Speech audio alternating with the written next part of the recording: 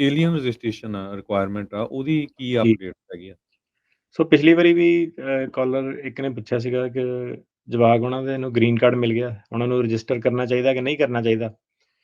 ਹੁਣ ਜਿਹੜਾ ਜਿਹੜਾ ਦੇਖੋ ਇਹਨਾਂ ਦੀ ਨਾ ਫੰਡਿੰਗ ਜਿਹੜੀ ਸੀਗੀ, ਬਿੱਲ ਵਗੈਰਾ ਪਾਸ ਹੋਇਆ ਤਾਂ ਫੰਡਿੰਗ ਇਹਨਾਂ ਨੂੰ ਜ਼ਿਆਦਾ ਮਿਲ ਗਈ। ਸੋ ਇਹ ਲਾਅ ਇਹਨਾਂ ਨੇ ਪਾਸ ਕੀਤੇ ਸੀਗੇ ਤੇ ਜਦੋਂ ਪ੍ਰੈਜ਼ੀਡੈਂਟ ਟਰੰਪ ਜਨਵਰੀ 20, 2025 ਨੂੰ ਇਹਨਾਂ ਨੇ ਐਗਜ਼ੈਕਟਿਵ ਆਰਡਰ ਪਾਸ ਕੀਤਾ ਸੀਗਾ।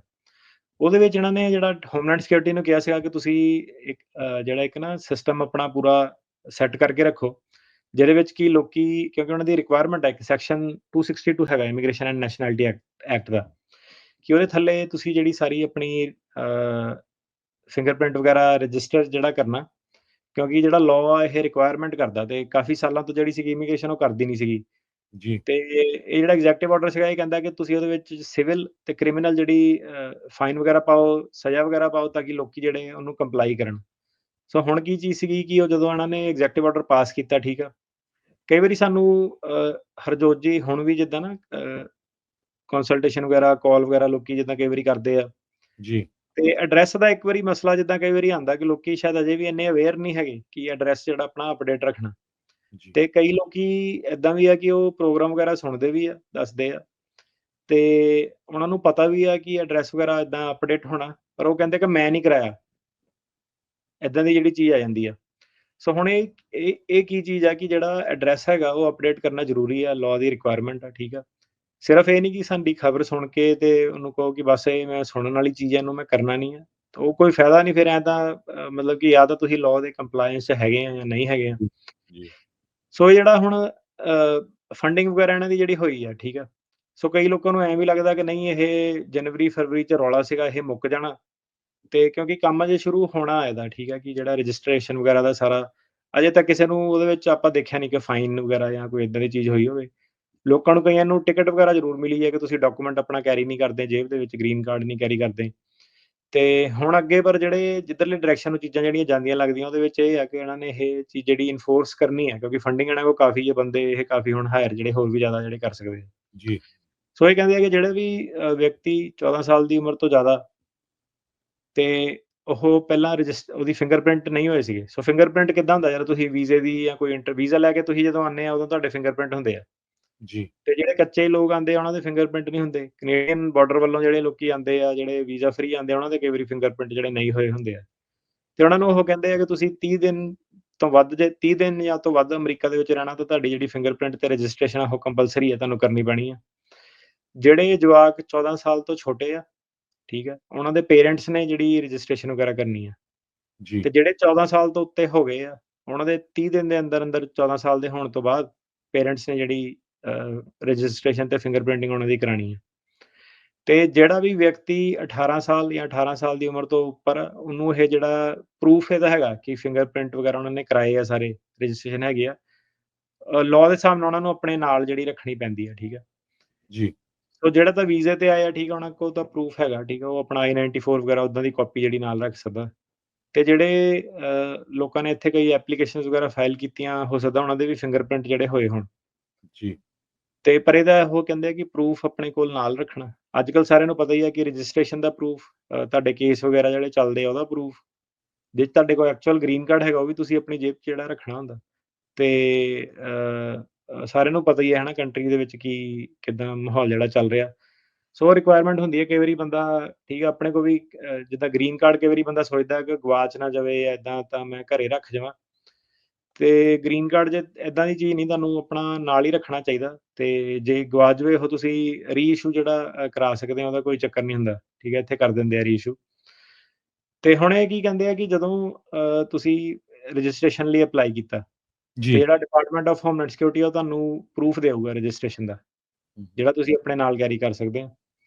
ਤੇ ਇਹ ਇੱਕ ਤਰ੍ਹਾਂ ਦਾ ਜਿਹੜਾ ਲੀਗਲ ਓਬਲੀਗੇਸ਼ਨ ਹੈਗਾ, ਤੇ ਜਿਹੜੀ ਇਹਦੇ ਵਿੱਚ ਕਹਿੰਦੇ ਫਾਈਨ ਵਗੈਰਾ ਜਿਹੜੇ ਹੈਗੇ ਆ, $5000 ਤੱਕ ਫਾਈਨ ਲੱਗ ਸਕਦਾ, ਤੇ 6 ਕੁ ਮਹੀਨੇ ਤੱਕ ਜਿਹੜੀ ਸਜ਼ਾ ਵੀ ਇਹਦੀ ਦੇ ਸਕਦੇ ਆ।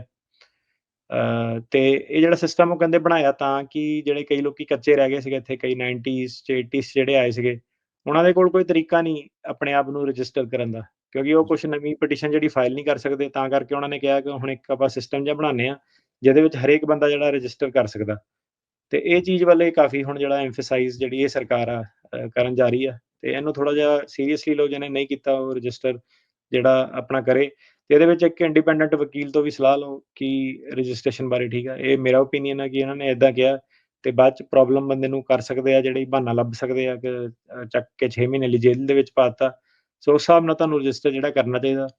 ਦੂਜੀ ਗੱਲ ਇਹ ਹੈ ਕਿ ਰਜਿਸਟਰ ਜਦੋਂ ਤੁਸੀਂ ਕਰਦੇ ਆ, ਤੁਸੀਂ ਡੇਟਾਬੇਸ 'ਚ ਇੱਕ ਦੇ ਵਿੱਚ ਆ ਜਾਣਾ ਤੇ ਆਫ ਕੋਰਸ ਉਹਦੇ ਵਿੱਚ ਜਿਹੜਾ ਬੰਦਾ ਕੱਚਾ ਉਹਦੀ ਫੜੋ-ਫੜਾਈ ਵੀ ਜਿਹੜੀ ਉਹ ਹੋਣੀ ਆ। ਸੋ ਇਹ ਮਤਲਬ ਤੁਸੀਂ ਕਹ ਲਓ ਕਿ ਇੱਕ ਦੋ ਧਾਰੀ ਤਲਵਾਰ ਜਿੱਦਾਂ ਹੁੰਦੀ ਆ ਕਿ ਕੀਤਾ ਤਾਂ ਪ੍ਰੋਬਲਮ ਆ, ਨਾ ਕੀਤਾ ਜਿਹੜੀ ਤਾਂ ਪ੍ਰੋਬਲਮ ਆ।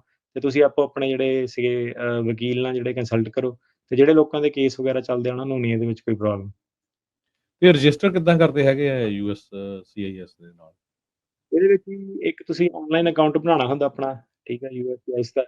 ਤੇ ਹੁਣ ਤੁਸੀਂ ਇਹ ਦੇਖੋ ਕਿ ਜਿਹੜੀ ਸਰਕਾਰ ਆ ਉਹ ਪਹਿਲੀ ਗੱਲ ਤਾਂ ਸਾਰੀ ਜਿਹੜੀ ਕੰਪਿਊਟਰਾਈਜ਼ਡ ਜਿਹੜਾ ਸੀਗਾ ਸਿਸਟਮ ਵੱਲ ਜਿਹੜੀ ਜਾ ਰਹੀ ਆ। ਜੀ, ਤੇ ਜਿਹੜੀ ਗੱਲ ਨਹੀਂ, ਹੁਣ ਅੱਜ ਦੇ ਸਮਾਜ ਦੇ ਵਿੱਚ ਕਿ ਨਹੀਂ ਮੈਨੂੰ ਕੰਪਿਊਟਰ ਨਹੀਂ ਚਲਾਉਣਾ ਆਉਂਦਾ, ਉਹ ਤੁਹਾਨੂੰ ਕਰਨਾ ਹੀ ਪੈਣਾ ਕਿ ਜਿੱਦਾਂ ਸੈਲਫ ਰਿਪੋਰਟ ਵਾਲੀ ਵੀ ਸੀਗੀ, ਉਹ ਕਹਿੰਦੇ ਪੇਪਰ ਮੇਲ ਵਗੈਰਾ ਨਹੀਂ ਆਪਾਂ ਕਰਨਾ। ਤੇ ਇਹਨਾਂ ਨੇ ਕਿਉਂਕਿ ਕੀ ਹੁੰਦਾ ਕਿ ਇਹਨਾਂ ਦੇ ਅਕਾਊਂਟ ਬਣੇ ਆ, ਫਿਰ ਇਹਨਾਂ ਨੂੰ ਵੀ ਸੌਖਾ ਡੇਟਾ ਵਗੈਰਾ ਇਕੱਠਾ ਕਰਨਾ। ਇਹ ਕਹਿੰਦੇ ਆ ਪਹਿਲਾਂ ਇੱਕ ਆਨਲਾਈਨ ਜਿਹੜਾ ਅਕਾਊਂਟ ਬਣਾਓ ਤੇ ਜਿਹੜਾ ਬੰਦਾ ਖੁਦ ਆਪਣਾ ਅਕਾਊਂਟ ਬਣਾਊਗਾ, ਇਹ ਨਹੀਂ ਕਿਸੇ ਹੋਰ ਨੇ ਬਣਾਤਾ। ਜਿਹੜਾ ਪੇਰੈਂਟ ਜਾਂ ਗਾਰਡੀਅਨ ਨੇ ਜੇ ਕਿਸੇ 14 ਸਾਲ ਤੋਂ ਛੋਟੀ ਉਮਰ ਦੇ ਜਵਾਕ ਦਾ ਅਕਾਊਂਟ ਬਣਾਉਣਾ, ਤੇ ਉਹ ਵੀ ਅਕਾਊਂਟ ਜਿਹੜਾ ਉਹ ਹੈਗਾ ਬੱਚੇ ਦੇ ਨਾਮ ਤੇ ਬਣਾਉਣਾ ਪੈਣਾ ਪੇਰੈਂਟਸ ਨੂੰ। ਤੇ ਜਿੰਨੇ ਫੈਮਿਲੀ 'ਚ ਬੰਦੇ ਜਿਹੜੇ ਹੈਗੇ ਆ ਸਾਰਿਆਂ ਨੇ ਆਪਣੇ-ਆਪਣੇ ਅਕਾਊਂਟ ਬਣਾਉਣੇ ਆ, ਇਹ ਨਹੀਂ ਕਿ ਇੱਕੋ ਅਕਾਊਂਟ ਤੋਂ। ਤੇ ਫੋਰ ਐਗਜ਼ਾਮਪਲ ਜਿਹੜਾ ਫਾਦਰ ਮਦਰ ਹੋ ਗਏ, ਜਿਹੜੇ ਬੱਚੇ ਆ, ਜਿਹੜੇ ਬੱਚੇ ਸਾਰਿਆਂ ਦੇ ਆਪਣੇ-ਆਪਣੇ ਅਕਾਊਂਟ ਜਿਹੜੇ ਬਣਾਉਣੇ ਆ। ਤੇ ਫਿਰ ਉਹਦੇ ਵਿੱਚ ਜਿਹੜਾ ਉਹਨਾਂ ਨੇ 3G325R ਇੱਕ ਫਾਰਮ ਜਿਹੜਾ ਹੁੰਦਾ, ਉਹ ਸਬਮਿਟ ਤੁਸੀਂ ਕਰਨਾ ਆਨਲਾਈਨ। ਤੇ ਇਹਨੂੰ ਉਹ ਕਹਿੰਦੇ ਕਿ ਆਪਾਂ ਮੇਲ ਡਾਕ ਰਾਹੀਂ ਜਾਂ ਇਨ ਪਰਸਨ ਆਪਾਂ ਐਕਸੈਪਟ ਨਹੀਂ ਕਰ ਰਹੇ, ਤੁਹਾਨੂੰ ਜਿਹੜਾ ਆਨਲਾਈਨ ਸਿਸਟਮ ਦੇ ਵਿੱਚ ਹੀ ਐਕਸੈਪਟ ਜਿਹੜਾ ਕਰਨਾ ਪੈਣਾ। ਤੇ ਖੁਦ ਆਪਣੇ ਅਕਾਊਂਟ ਤੋਂ ਜਿਹੜਾ ਐਕਸੈਪਟ ਕਰਨਾ ਪੈਣਾ, ਜਾਂ ਜੇ ਤੁਸੀਂ ਬੱਚਿਆਂ ਦੇ ਬਿਹਾਫ ਤੇ ਕਰ ਰਹੇ ਆ ਤਾਂ ਦੱਸਣਾ ਪੈਣਾ ਐਜ਼ ਅ ਪੇਰੈਂਟ ਤੁਸੀਂ ਜਿਹੜਾ ਸਾਈਨ ਕਰਕੇ ਉਹ ਸਬਮਿਟ ਜਿਹੜਾ ਕਰਦੇ ਆ। ਫਿਰ ਯੂਐਸਸੀਆਈਐਸ ਤੁਹਾਡਾ ਜੀ ਆਨਲਾਈਨ ਫਾਰਮ ਜਿਹੜਾ ਸੀਗਾ ਰਿਵਿਊ ਕਰੂਗੀ ਤੇ ਇਹ ਜੀ, ਜਿਹੜੀ ਤੁਸੀਂ ਪ੍ਰੋਵਾਈਡ ਕਰਦੇ ਹੋ ਰਿਵਿਊ ਕਰਕੇ ਤੇ ਜਿਹੜੇ ਡੀਐਚਐਸ ਦੇ ਜਿਹੜੇ ਵੀ ਰਿਕਾਰਡ ਜਿਹੜੇ ਹੈਗੇ ਕੋਈ ਤੁਹਾਡੇ ਫੇਵਰ 'ਚ ਜਾਂ ਤੁਹਾਡੇ ਅਗੇਂਸਟ, ਉਹਨਾਂ ਨਾਲ ਉਹ ਮੈਚ ਕਰੂਗੀ। ਜੇ ਤੁਸੀਂ ਆਲਰੇਡੀ ਰਜਿਸਟਰ ਕਰਤਾ, ਉਹ ਕਹਿੰਦੇ ਤੁਹਾਨੂੰ ਆਪਾਂ ਕੋਈ ਹੋਰ ਬਾਇਓਮੈਟ੍ਰਿਕਸ ਦਾ ਜਾਂ ਕੋਈ ਹੋਰ ਨੋਟਿਸ ਨਹੀਂ ਦੇਣਾ। ਆਪਾਂ ਤੁਹਾਨੂੰ ਕੋਈ ਨੋਟਿਸ ਨਹੀਂ ਕਰਨਾ ਜੇ ਤੁਹਾਨੂੰ ਰਜਿਸਟਰ ਕਰਨ ਦੀ ਲੋੜ ਨਹੀਂ ਸੀਗੀ। ਪਰ ਜੇ ਤੁਹਾਨੂੰ ਰਜਿਸਟਰ ਕਰਨ ਦੀ ਲੋੜ ਸੀਗੀ, ਫਿਰ ਉਹ ਕਹਿੰਦੇ ਆ ਕਿ ਆਪਾਂ ਤੁਹਾਨੂੰ ਫਿੰਗਰਪ੍ਰਿੰਟ ਵਗੈਰਾ ਦੇ ਨੋਟਿਸ ਜਿਹੜੇ ਭੇਜਾਂਗੇ। तो ਕਹਿਣ ਦਾ ਮਤਲਬ ਇਹ ਹੈਗਾ ਕਿ ਇਹਦੇ ਵਿੱਚ ਜੇ ਤੁਹਾਨੂੰ ਕੋਈ ਸ਼ੱਕ ਹੈਗਾ ਕਿ ਤੁਸੀਂ ਕੀਤਾ ਜਾਂ ਨਹੀਂ ਕੀਤਾ, ਤੁਸੀਂ ਇਹਨੂੰ ਕਰ ਲਓ ਰਜਿਸਟਰ। ਤੇ ਉਹ ਕਹਿੰਦੇ ਆ ਕਿ ਜੇ ਤੁਸੀਂ ਆਲਰੇਡੀ ਸਿਸਟਮ 'ਚ ਹੋਏ ਤਾਂ ਆਪਾਂ ਤੁਹਾਨੂੰ ਫਿਰ ਅੱਗੇ ਹੋਰ ਕੋਈ ਕਾਰਵਾਈ ਦੇ ਲਈ ਨਹੀਂ ਬੁਲਾਣਾ। ਹੁਣ ਇਹਦੇ ਵਿੱਚ ਇਹ ਸੀਗਾ ਕਿ ਵਿਲਫੁਲ ਫੇਲੀਅਰ ਮਤਲਬ ਜਾਣ-ਬੁੱਝ ਕੇ, ਜਾਣਦੇ ਹੋਏ ਕਿ ਮੈਨੂੰ ਰਜਿਸਟਰ ਕਰਨ ਦੀ ਰਿਕੁਆਇਰਮੈਂਟ ਹੈਗੀ ਪਰ ਮੈਂ ਨਹੀਂ ਕਰਨਾ। ਤੇ ਉਹਦੀ ਜਿਹੜੀ ਸੀਗੀ ਸਜ਼ਾ ਜਿਹੜੀ ਹੈਗੀ ਉਹਨਾਂ ਨੇ ਕ੍ਰਿਮੀਨਲ ਪੈਨਲਟੀ ਜਿਹੜੀ ਰੱਖੀ ਹੈ। ਤੇ ਫਿਰ ਜਦੋਂ ਤੁਸੀਂ ਰਜਿਸਟ੍ਰੇਸ਼ਨ ਇੱਕ ਵਾਰੀ ਕਰ ਦਿੰਦੇ ਆ, ਸਾਰੀ ਤੁਹਾਡੀ ਫਿੰਗਰਪ੍ਰਿੰਟ ਵਗੈਰਾ ਹੋ ਜਾਂਦਾ ਤੇ ਤੁਹਾਨੂੰ ਫਿਰ ਰਜਿਸਟ੍ਰੇਸ਼ਨ ਦੇ ਡਾਕੂਮੈਂਟ ਭੇਜ ਦਿਓਗੇ ਜੀ। ਹੁਣ ਇਹਦੇ ਵਿੱਚ ਮੇਨ ਜਿਹੜਾ ਸੀਗਾ, ਇੱਕ ਕਾਲਰ ਨੇ ਪਿਛਲੀ ਵਾਰੀ ਸਵਾਲ ਪੁੱਛਿਆ ਸੀਗਾ ਕਿ ਜਵਾਕ ਨੂੰ ਕੋ ਗ੍ਰੀਨ ਕਾਰਡ ਹੈਗਾ, ਉਰੇ ਆ ਕੇ ਮਿਲਿਆ। ਜੀ, ਦੇਖੋ ਜੀ, ਜੇ ਇਹਦਾ ਹੁਣ ਆਨਸਰ ਕਿੱਦਾਂ ਹੈਗਾ ਕਿ ਜੇ ਕੋਈ ਬੰਦਾ ਕੱਚਾ ਆਇਆ ਸੀਗਾ, ਉਹਦੀ ਕਦੀ ਫਿੰਗਰਪ੍ਰਿੰਟ ਨਹੀਂ ਹੋਈ। ਜਿਹੜਾ ਬੰਦਾ ਵੀਜ਼ੇ ਤੇ ਆਇਆ ਉਹਦੇ ਫਿੰਗਰਪ੍ਰਿੰਟ ਹੋ ਗਏ ਆ। ਜਿਹੜਾ ਕੱਚਾ ਆਇਆ ਸੀਗਾ, ਉਹਦੀ ਛੋਟੀ ਉਮਰ ਉਰੇ ਸੀਗੀ, ਮੰਨ ਲਓ ਕਿ ਕਿਸੇ ਘਰਦਿਆਂ ਨੂੰ ਅਸਾਈਲਮ ਵਗੈਰਾ ਮਿਲ ਗਿਆ ਤੇ ਨਾਲ ਜਵਾਕਾਂ ਨੂੰ ਵੀ ਗ੍ਰੀਨ ਕਾਰਡ ਮਿਲ ਗਿਆ। ਪਰ ਉਹ ਜਿਹੜਾ ਗ੍ਰੀਨ ਕਾਰਡ ਸੀਗਾ ਉਹ 14 ਸਾਲ ਤੋਂ ਪਹਿਲਾਂ ਮਿਲਿਆ ਉਹਨਾਂ ਨੂੰ। ਹੁਣ ਉਹ ਜੀ, ਜਿਹੜੇ ਸਾਲ ਤੋਂ ਪਹਿਲਾਂ ਮਿਲਿਆ ਉਹਨਾਂ ਦੀ ਫਿੰਗਰਪ੍ਰਿੰਟ ਵਗੈਰਾ ਨਹੀਂ ਹੋਈ। ਜਦੋਂ 14 ਸਾਲ ਦੇ ਹੋ ਜਾਂਦੇ ਆ, 33 ਦਿਨਾਂ ਦੇ ਅੰਦਰ ਉਹਦੀ ਰਜਿਸਟ੍ਰੇਸ਼ਨ ਵਗੈਰਾ, ਫਿੰਗਰਪ੍ਰਿੰਟ ਵਗੈਰਾ ਤੁਸੀਂ ਜਿਹੜੀ ਕਰਾਣੀ ਹੁੰਦੀ ਹੈ। ਕਿਉਂਕਿ ਉਹਦੇ ਸਿਸਟਮ ਦੇ ਵਿੱਚ ਹੈ ਨਹੀਂ ਗੇ, ਕਿਉਂਕਿ ਜਦੋਂ ਆਏ ਸੀਗੇ ਕੱਚੇ ਸੀਗੇ ਉਦੋਂ ਨਹੀਂ ਸਿਸਟਮ 'ਚ ਗਏ, ਬਾਅਦ 'ਚ ਕੋਈ ਏਦਾਂ ਦੀ ਐਪਲੀਕੇਸ਼ਨ ਹੋਈ ਨਹੀਂ ਕਿ ਕਿਤੇ ਵੀ ਉਹਨਾਂ ਦੇ ਫਿੰਗਰਪ੍ਰਿੰਟ ਹੋਣ, ਕਿਉਂਕਿ 14 ਸਾਲ ਦੀ ਉਮਰ ਤੋਂ ਛੋਟੇ ਦੇ ਨਹੀਂ ਉਹ ਫਿੰਗਰਪ੍ਰਿੰਟ ਲੈਂਦੇ ਆ। ਇਹਦੇ ਵਿੱਚ ਉਹ ਇੱਕ ਤਰੀਕਾ ਹੋਰ ਵੀ ਕਹਿੰਦੇ ਆ ਕਿ ਜੇ ਗ੍ਰੀਨ ਕਾਰਡ ਆਲਰੇਡੀ ਹੈਗਾ, ਤੁਸੀਂ ਆਪਣਾ ਜਿਹੜਾ I-90 ਰਿਨਿਊਅਲ ਹੁੰਦਾ ਜਾਂ ਕਿਸੇ ਕੋਲ ਕੰਡੀਸ਼ਨਲ ਗ੍ਰੀਨ ਕਾਰਡ ਆ ਜਿਹੜਾ 2 ਸਾਲ ਦਾ ਹੁੰਦਾ, ਉਹ 751 ਫਾਈਲ ਕਰਦਾ। ਜੇ ਤੁਸੀਂ ਏਦਾਂ ਦੀ ਕੋਈ ਐਪਲੀਕੇਸ਼ਨ ਵਗੈਰਾ ਫਾਈਲ ਕਰਦੇ ਆ, ਉਹਦੇ ਨਾਲ ਵੀ ਤੁਹਾਨੂੰ ਜਿਹੜੇ ਫਿੰਗਰਪ੍ਰਿੰਟ ਵਗੈਰਾ ਆ ਜਾਂਦੇ ਆ ਤੇ ਤੁਸੀਂ ਆਪਣੇ ਫਿੰਗਰਪ੍ਰਿੰਟ ਜਿਹੜੇ ਕਰਾ ਸਕਦੇ ਆ। ਜਿਹੜੇ ਲੋਕਾਂ ਨੇ ਵੀ ਕੋਈ ਇੱਥੇ ਕੱਚੇ ਆਏ ਸੀਗੇ, ਬਾਅਦ 'ਚ ਐਪਲੀਕੇਸ਼ਨਾਂ ਵਗੈਰਾ ਫਾਈਲ ਕਰਤੀਆਂ, ਠੀਕ ਹੈ, ਤੇ ਉਹਨਾਂ ਦੀ ਅਸਾਈਲਮ ਵਾਲੇ ਜਿੱਦਾਂ ਤਕਰੀਬਨ ਹੁੰਦੇ ਆ, ਉਹਨਾਂ ਦੀ ਫਿੰਗਰਪ੍ਰਿੰਟ ਜਿਹੜੇ ਹੋ ਜਾਂਦੇ ਆ ਤਕਰੀਬਨ ਲੋਕਾਂ ਦੇ। ਤੇ ਉਹ ਜਿਹੜਾ ਸੀਗਾ ਉਹਨਾਂ ਨੂੰ ਫਿੰਗਰਪ੍ਰਿੰਟ ਕਰਾਉਣ ਦੀ ਲੋੜ ਨਹੀਂ। ਬਟ ਇਹਦੇ ਵਿੱਚ ਹੁਣ ਏਦਾਂ ਕਿ ਹੋਰ ਜਿਹੜੇ ਲੋਕਾਂ ਨੂੰ ਸ਼ੱਕ ਜਿਹਾ ਕਿ ਉਹਨਾਂ ਨੂੰ ਲੋੜ ਆ ਜਾਂ ਨਹੀਂ ਲੋੜ ਆ, ਤੁਸੀਂ ਕਰ ਦਿਓ ਉਹਨਾਂ ਨੂੰ ਫਿੰਗਰਪ੍ਰਿੰਟ ਵਾਸਤੇ। ਜਿੱਦਾਂ ਕਿ ਉਹਨਾਂ ਨੇ ਕਿਹਾ ਕਿ ਜੇ ਤੁਹਾਨੂੰ ਨਹੀਂ ਲੋੜ ਆ ਤਾਂ ਉਹਨਾਂ ਨੇ ਤੁਹਾਨੂੰ ਕੋਈ ਇਹਦੇ ਵਿੱਚ ਸੱਦਾ ਪੱਤਰ ਨਹੀਂ ਭੇਜਣਾ।